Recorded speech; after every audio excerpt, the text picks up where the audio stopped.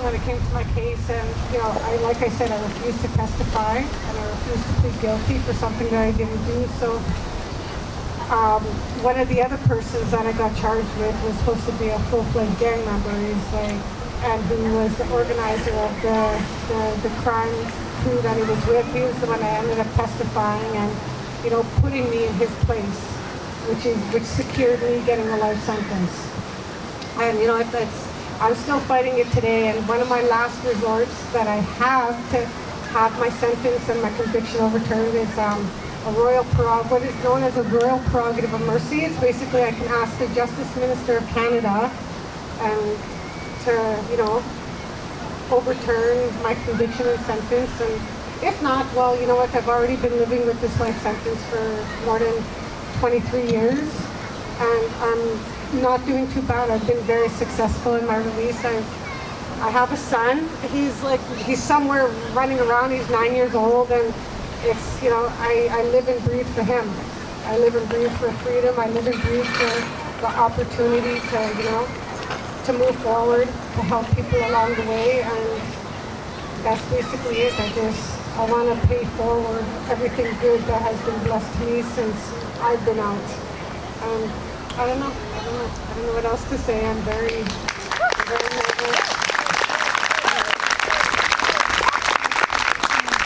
I know my story's all over the place. I always get, distracted in my ways of telling it, but my point is that, I'm very grateful for my life every day, and I'm very blessed for, my freedom. Like, it's not easy, one of the things I got hired on recently with the Canadian Association of Elizabeth Fry Societies, and they hired me on as their advocacy liaison. So I'm in a position where I can help all Indigenous people, all the Indigenous females inside. And one of the things I'm doing is we're trying to create an Indigenous organization to help challenge, I guess, what is known as a Section 8184, where we could basically apply to be supervised by our own communities, like reserves. But if you notice, we don't even have clean drinking water on the reserves, so that thing that is sit there, it's unrealistic. If you think about it, a lot of the people that you see in Montreal that are homeless in this city is because the resources aren't there in their own communities. So, the Section 8184,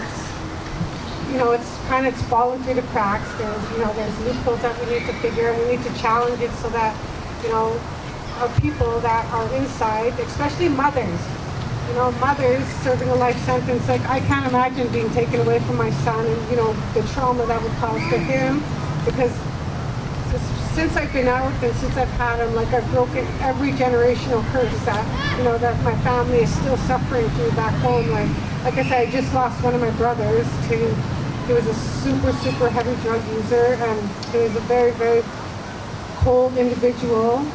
He did time on several murders, more than 3, let me say that. And it was just because he was angry. I call it arrested development. Ever since he was raped by the priests in the residential schools, he never ever got over it. I remember he was one of my greatest protectors while I was a little girl. My family liked to drink. My family liked to be violent. My grandparents were especially violent because they were ones the most affected by the residential schools. And when I was one and a half, my mother was brutally murdered. She was missing. My mother was missing, and she was brutally murdered. And then 6 months after her death, my father died because I guess heartbreak. He couldn't handle the fact that she was murdered the way that she was, and he was sugar diabetic, and he was dependent on insulin shots. So he basically drank himself to death. He drank and drank, and he wasn't taking his medicine. So he had he went into a diabetic coma, and then the cops arrested him. And thinking that he was drunk, they put him in the drunk tank and they just left him there, and that's where he died. So I never had my parents. I was raised by my maternal grandparents, and this is the first time me speaking about my dad dying in custody, and that's why one of the things I touch base on is because the system is cold. I think that, we could do a lot better for our people. I think that, people don't have to go inside and die in such a cold and heartless system because, that's what it is. Like I said, I've seen people wither. I've withered, I went into some very, very dark places. I almost cut off my own head, like by slicing my own throat. I went through some real mental destruction. I also picked up like another 20 years on top of my life sentence and another 15 years. How angry I was, there was a lot of racism inside. The whites were like, they called us like, despicable names, like despicable things. They egg us on, tease us, and it broke me. It broke me to the point where I destroyed a prison. I set it on fire.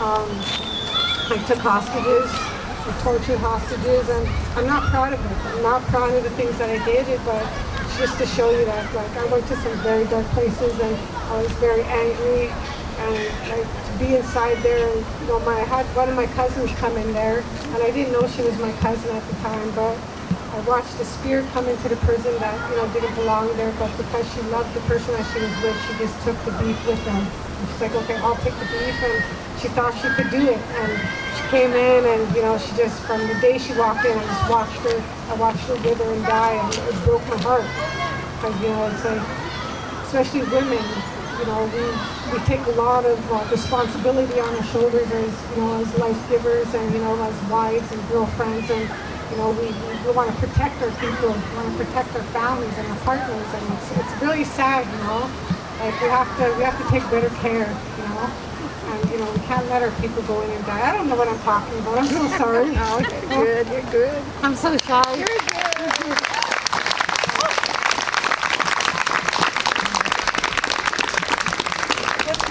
I don't know what's going on. I don't know what else to say. You're good. You're good. You're good. Thank you for listening. Anyways, my name is Sherry, and thank you. I just felt my mouth it's not, I have one in my car. Okay. Sorry. I love that woman. So I'm also working for CASE. Recently, in April, I was offered a position as regional coordinator for Ontario and Quebec for the Canadian Association of Elizabeth Fry. I also work for a carceral lawyer, and I write gladi reports. I'm all around it. Before we get to the next speaker, we're talking about women, Aboriginal, Indigenous women incarcerated. Indigenous women have, and God, I hope I get my numbers right, 4% of the population, 40% of the carceral population, which makes absolutely no sense. I think 2 years ago we're at 31%, so it makes absolutely no sense. And then when people, because you'll probably have that in your conversation or with your family, when they say prisoners cost like so much money. Well, the government came out with their last budget, and you can go online and they can tell you what the carceral system costs. So 70% of whatever they tell you it costs and include upkeep a person incarcerated, 70% of that goes for salaries and benefits, which is therefore reinvested in the community by, nice cars, loans, food. So it doesn't, this is how they try to shut you up. Oh, it costs so much. Yeah. If you took half that money and put it in social programs, drug rehab, abuse, survivor abuse trauma, you probably close a bunch of prisons. So our next speaker, if I'm not mistaken, is Fallon. Yes, Fallon. Come on down. Woo!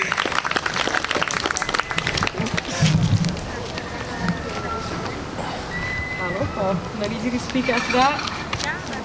Thank you so much. Merci tellement d'avoir pris la parole. Ouais, si je peux faire un peu de storytelling aussi, ben moi quand je suis née, mes deux parents étaient en prison, puis je suis née en prison aussi. J'ai passé 3 semaines là, puis après ça j'ai été chez mes grands-parents, puis back and forth avec les entrées et sorties de mes parents.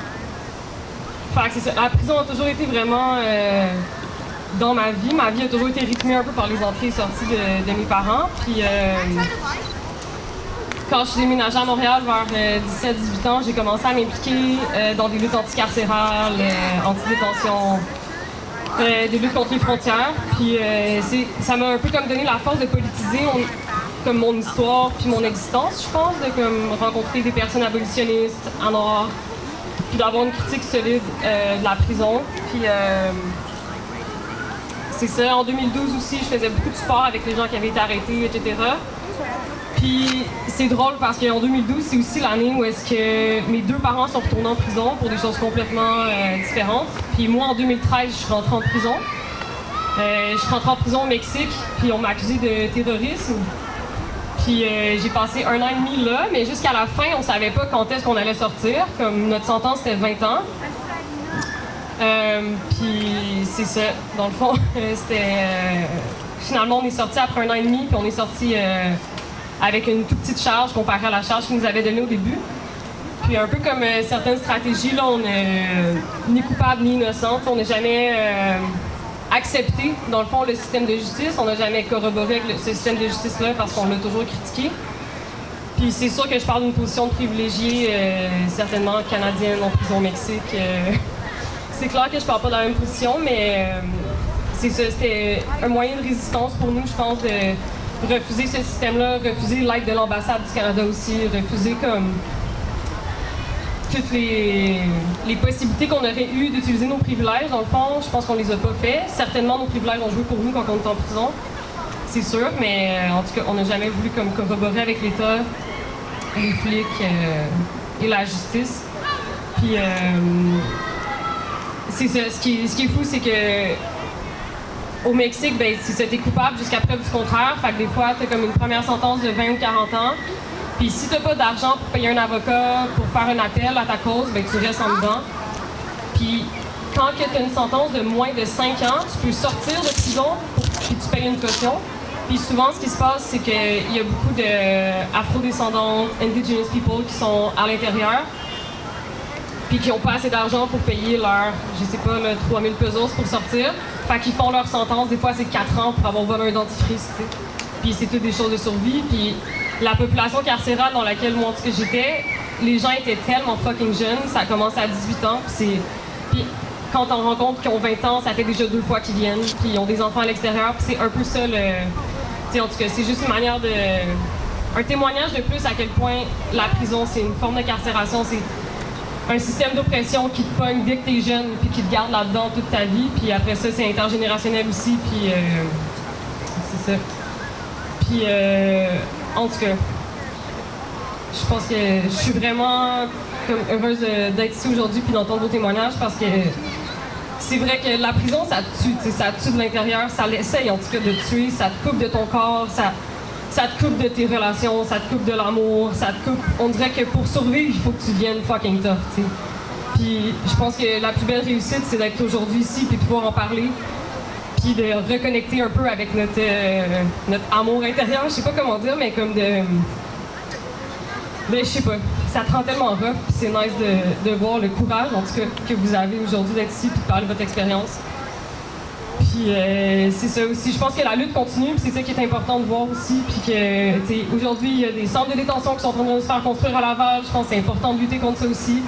Les frontières puis les prisons, c'est des luttes qui sont complètement interreliées, puis... Moi, quand j'étais au Mexique, c'est ça, on a passé 3 semaines en détention, dans un centre de détention, puis ça m'a vraiment marqué de voir des jeunes de 19 ans, 20 ans, que ça faisait 3 fois qu'ils essayaient de passer aux États-Unis, ils partaient du Guatemala, ils montaient du Honduras, ils montaient, puis essayaient d'aller jusqu'aux States, puis ils se faisaient prendre au Mexique, remettre en détention. Puis tu vois que c'est ça, c'est juste un système économique qui roule là-dessus, tu sais. Puis, en tout cas, moi, c'est entre autres pour ça aujourd'hui que je m'implique plus avec Solidarité sans frontières, puis... que je trouve ça vraiment important d'avoir une analyse anticarcérale puis anti-frontière en même temps, parce que c'est des choses qui sont vraiment interreliées. Puis c'est ça. Je vais m'arrêter là pour laisser la parole à une membre de Solidarité sans frontières, justement, qui va venir un peu parler de son expérience. Puis je vais faire la traduction après, parce qu'elle va s'adresser en espagnol. Merci quand même. Quand on parle d'incarcération, on l'a mentionné, on oublie les détentions d'immigration, les centres de détention en immigration, on oublie les gens qui sont incarcérés dans d'autres pays. On parle beaucoup de la Chine présentement, on a des gens qui sont incarcérés de façon arbitraire là-bas. Puis, honnêtement, je vais parler un petit peu politique, le Canada, on fait pas call pour eux autres. On écoute le gros méchant loup du Sud, puis on est comme accrochés après eux autres, là, puis on laisse nos gens courir en prison. Fait que c'est vraiment, c'est pas juste d'incarcération comme ça. En anglais, on appelle ça des Industrial Prison Complex. Ça veut dire que l'économie roule là-dessus. Fait que fermer les prisons, c'est pas très bon pour le gouvernement. Ils perdent des jobs, ils perdent tout ça. Fait que, on le voit beaucoup plus aux États-Unis, mais on n'est pas sauvé de ça.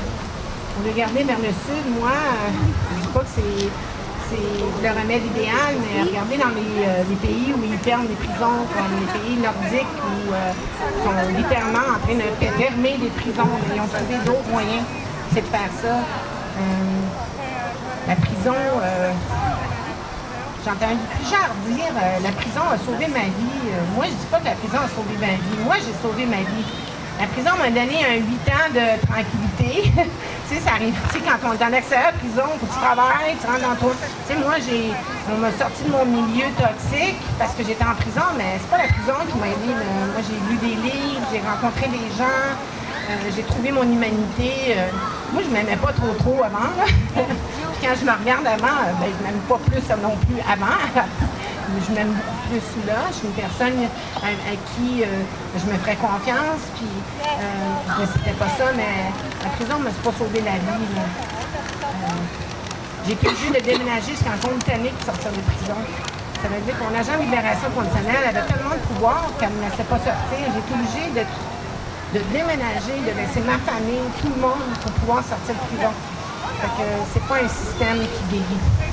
Alors, je vais laisser la parole à Guadalupe.